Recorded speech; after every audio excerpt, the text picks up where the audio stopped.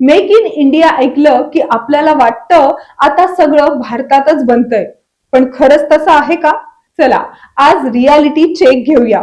2014 मध्ये make in इंडियाची सुरुवात झाली. एकच उद्देश, भारताला मॅन्युफॅक्चरिंग हब बनवायचं, नोकऱ्या वाढवायच्या, आयात कमी करायची आणि एक्सपोर्ट वाढवायचा.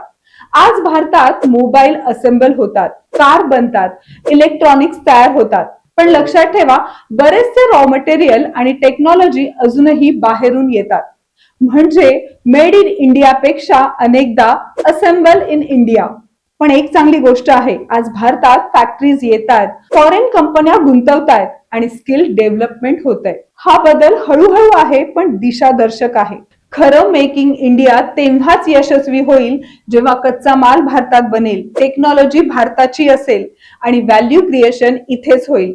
फक्त असेंबलिंग पुरेसं नाही. मेकिंग इंडिया ही घोषणा नाही, तर तो एक लॉंग टर्म प्रवास आहे. अशा सोप्या आणि थेट इकॉनॉमिक रियालिटी स्टोरीसाठी अर्थक्रांतीला सबस्क्राईब करा.